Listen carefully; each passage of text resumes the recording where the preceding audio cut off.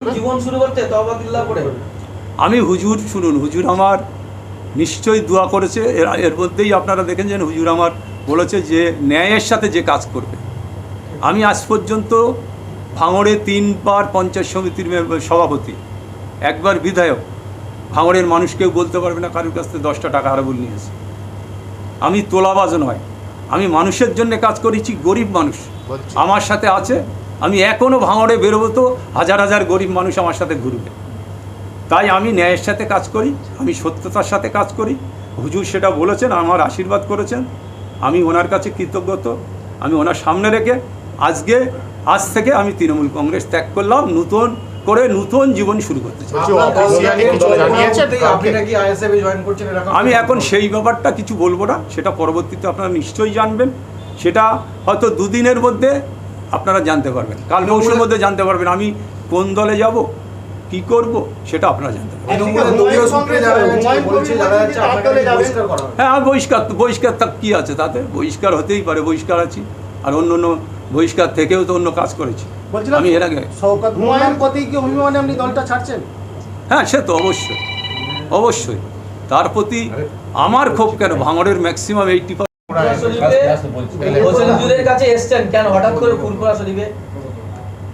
একটা ব্যাপার হচ্ছে, আপনারা ইতিমধ্যে সবাই জানেন, আমি প্রথমে আমার হুজুর হোসেন হুজুরকে আমি সালাম জানাই।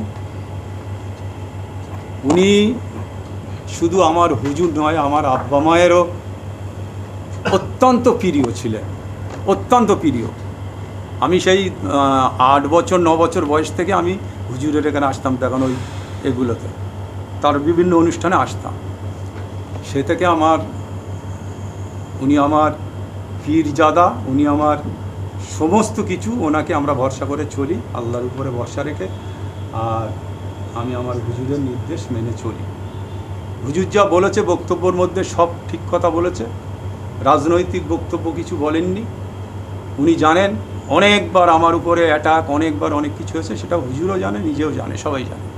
আমি শুধু আজকে যে কারণে এসেছি আপনাদের কাছে, আমি হুজুরকে সামনে রেখে আমি দীর্ঘদিন ধরে তৃণমূল কংগ্রেস গঠনের আগে থেকে মমতা বন্দ্যোপাধ্যায়ের সাথে 16 সাল থেকে আমি ছিলাম। এই 84 সাল থেকে যখন যাদবপুর লোকসভায় দাঁড়ায় তখন থেকে ওনার সাথে আমি ছিলাম। যাই হোক, আমার ভুল ত্রুটি যাই হোক, ক্ষমা যাই হোক হয়েছে। আমি বেশি কথা বলবো না। আমি একদম অন্তর থেকে তৃণমূল কংগ্রেসটাকে আমি ছেড়ে দিতে চাই। মানে কেন? যে আমার উপরে যে অত্যাচার হয়েছে, যে জুলুম হয়েছে, যারা ভাঙড়ের মানুষকে খুন করেছে, রক্তে হোলি খেলা খেলেছে, এখন তাদের নিয়ে মমতা বন্দ্যোপাধ্যায় দল করছে। সেই কারণে আমি তৃণমূল কংগ্রেসটা আজ থেকে মনে নয়, অন্তর দিয়ে আমি তৃণমূল কংগ্রেসটা ছেড়ে দিচ্ছি। এই দলের সাথে আমার কোনো নেতার সাথে সম্পর্ক থাকবে না, আর আমি কারোর সাথে সম্পর্ক রাখবো না। আমি সেটা পদত্যাগপত্র পাঠাতে হবে, কিভাবে কি করতে হবে সেটা আমি জানি। আমি আজ থেকে নয় তো, আজ থেকে আপনারা ভাবুন না কত বছর হলো। 84 সাল আর আজ 26 সাল, কত বছর। আমি 10-11টা বিধানসভা নির্বাচন করেছি, 9টা লোকসভা নির্বাচন করেছি আমার নেতৃত্বে ভাঙড়ে। যাই হোক, সেসব কথা না বলে আমি একটাই কথা আমার, যে আমি এই দলটা ছেড়ে দিচ্ছি। এই দলটা আজ থেকে তৃণমূল কংগ্রেসের সাথে আমার কোনো সম্পর্ক নেই, কোনো সম্পর্ক থাকবে না। আমি আমার মতো চলবো। আগামী দিনে আমি আমার নতুন করে আমার জীবন শুরু করতে চাই। 4 বছর পরেও এইসব করছে, যাই হোক, সেটা আমি পরপর বলবো। আজকে আমি এইটাই বললাম, এতটুকু বললাম। আপনারা সবাই ভালো থাকবেন, সুস্থ থাকবেন। আমার নতুন জীবন, আমি নতুনভাবে আবার আমার নতুন জীবনকে শুরু করতে চাই।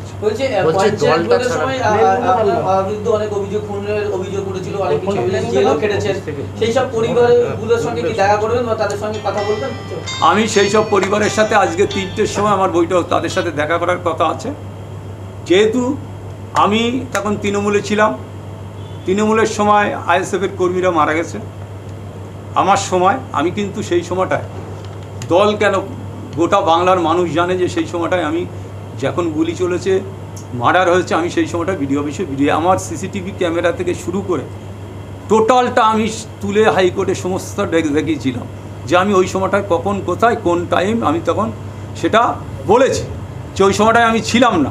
সেটা ভাঙড়ের মানুষও জানে, সেই কারণে আমি তাদের সাথে একবার দেখা করি। বলছি কি মূলত কি কারণ এত বছরের যে দলটা করেছেন, এত ভালোবাসা? শুনুন, এই কারণ বলতে গেলে 3.5 ঘন্টা লাগবে আমার। একটু সংক্ষেপে যদি আমি বলেন। এখন কিচ্ছু বলবো না, হঠাৎ করে এখন শুধু কিচ্ছু শওকত মোল্লার উপর এখন কিচ্ছু বলবো না। দলটা ছাড়লাম, পরবর্তী শুরু হলো, তো তারপরে আমি কোথায় যাচ্ছি, কোন দলে যাচ্ছি, তারপর তো আমি নেতাদের বিরুদ্ধে বলবো যে কী কারণে দলটা ছেড়েছিলাম। কারণটা আজকে মমতা বন্দ্যোপাধ্যায়ের সাথে আমার থেকে বেশি কারোর সম্পর্ক ছিল না, তা সত্ত্বেও সেই মমতা বন্দ্যোপাধ্যায় আমাকে 3বার বহিষ্কার করেছে, 5বার জেল খাটিয়েছে। আমার যদি এই বহিষ্কার করলো তাহলে আমার জেল খাটানোর দরকারটা ছিল না। 6 মাস আমার জেল খাটালো, তারপরে বহিষ্কার করলো। তারপরে সেই দল বারবার আমার ডেকেছে, আমি গেছি দলে, রাজ্য বিশ্বে বিভিন্ন জায়গায় গেছি, আমার 3-3টে চিঠি করতে বলেছে, আমি করেছি। তারপরেও দল গুরুত্ব দেয়নি। আমি কী করবো? আমি কি বসে থাকবো? না, আমি কিছু করতে হবে আমার। তারা আমার বারবার অপমান করেছে, আমি সেই অপমান মাথায় পেতে নিয়ে ঘুরে বেড়াবো?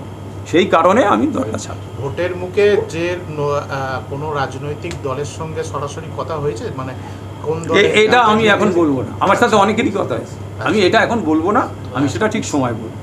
আগামী দিনে এটা জানা যাবে কোন দলের রাজনৈতিক দলে যাচ্ছেন? সেটা আমি তো বলছি যে আমি নতুন করে শুরু করছি, আপনারা দেখতে থাকুন না, দেখুন না, রাজ্যের এমন কোনো মিডিয়া নেই আমাকে ফোন করেনি।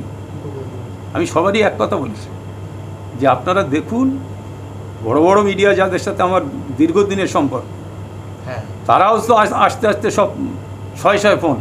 আমি তাদের বলেছি যে আপনারা দেখুন, আমি আজকে তৃণমূল থেকে বিচ্ছিন্ন, তৃণমূলের কোনো নেতার সাথে আমার সম্পর্ক থাকবে না, আমি তৃণমূল থেকে বিচ্ছিন্নতা হচ্ছি, আমি চলে যাচ্ছি। হয়তো অনেকেই বলছে বহিষ্কার হয়েছে আরাবুল সেই কারণে চলে যাচ্ছে, সেটা কারণ নয়। আমি এর আগে বহিষ্কার হয়েছিলাম 6 মাস, 6 মাসই পঞ্চায়েত সমিতির কাজ চালিয়েছি, আমার কোনো দিন কেউ দল বলেনি, শুধু মোবিলাইজ করার জন্য, মিডিয়াকে করার জন্য। আজও যে বহিষ্কারটা হয়েছে, আমি যে বহিষ্কার হয়েছে, এটা সম্পূর্ণ একটা নেতার কথায়। কয়েক কোটি টাকা নিয়ে আমাকে বহিষ্কার করা হয়েছে, এক নেতা কয়েক কোটি টাকা দিচ্ছে আরাবুলকে বহিষ্কার করো, তার কথা মতো বহিষ্কার হয়েছে দল। এখন আমি সেই জায়গায় যাচ্ছি না, আমার বলার এখন প্রচুর আছে, আমি পরবর্তীতে বলবো। আমাকে জীবন শুরু করতে তওবাদিল্লাহ পড়ে আমি হুজুর, শুনুন, হুজুর আমার নিশ্চয়ই দোয়া করেছে, এর মধ্যেই আপনারা দেখেছেন হুজুর আমার বলেছে যে ন্যায়ের সাথে যে কাজ করবে। আমি আজ পর্যন্ত ভাঙড়ে 3বার পঞ্চায়েত সমিতির সভাপতি, 1বার বিধায়ক। ভাঙড়ের মানুষ কেউ বলতে পারবে না কারোর কাছ থেকে 10টা টাকা আরাবুল নিয়েছে। আমি তোলাবাজ নয়, আমি মানুষের জন্য কাজ করেছি, গরিব মানুষ আমার সাথে আছে। আমি এখনও ভাঙড়ে বেরোবো তো হাজার হাজার গরিব মানুষ আমার সাথে ঘুরবে। তাই আমি ন্যায়ের সাথে কাজ করি, আমি সত্যতার সাথে কাজ করি। হুজুর সেটা বলেছেন, আমার আশীর্বাদ করেছেন, আমি ওনার কাছে কৃতজ্ঞ।